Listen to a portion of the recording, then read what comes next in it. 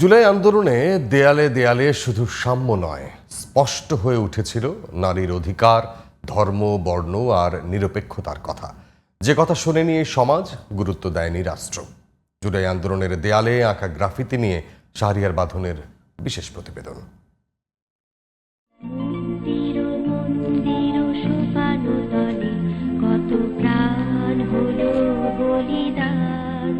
শিশু কিশোর, তরুণ আর নারীরাও কাপা কাপা হাতে দেয়ালের কাছে জানিয়ে গেছে নিজেদের চাওয়া পাওয়ার কথা।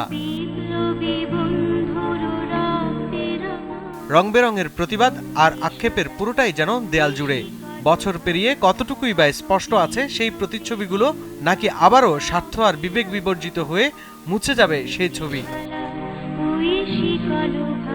স্বৈরাচারের অত্যাচার আর ভয়ঙ্কর যন্ত্রণা মুছতে আন্দোলনের প্রয়োজন ছিল, তবে আন্দোলন পরবর্তী আক্ষেপও রয়েছে কারো কারো।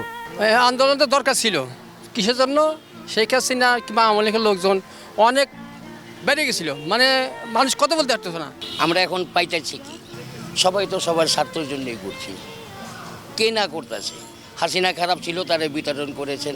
বাক স্বাধীনতা, নারী অধিকার, সাম্য আর সমতা কতটা ফিরল গত এক বছরে? এমন প্রশ্নে কিছুটা নির্বাক হলেও প্রত্যাশার কমতি নেই বিশ্লেষকদের। এখন আপনি বৈষম্যের বিরুদ্ধে একটা সমাজ চাই। কীরকম বৈষম্যের বিরুদ্ধে চাই? এখানে নারী সমান অধিকার ভোগ করবেন। আবার দ্বিতীয়ত যদি দেখি, যেমন নৃগোষ্ঠী, ক্ষুদ্র নৃগোষ্ঠী যেগুলো আছে, তাদের সমান অধিকারের কথা বলা হয়েছে, চাওয়া হয়েছে। It's very difficult. রাজনীতি যদি পুরাতন ধাঁচেই চলে, তাহলে কেন এই আন্দোলন?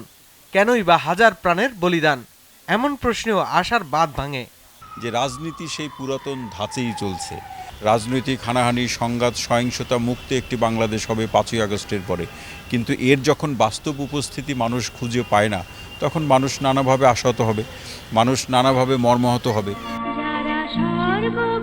দেয়ালে এখনো আছে প্রতিবাদের ঝলকানি, তবে কেটে যাওয়া একটি বছর নিয়ে কেউ কেউ বলছেন পরিবর্তনের কথা, কেউ বা বলছেন এই পরিবর্তন কেবলই কাগজে কলমে।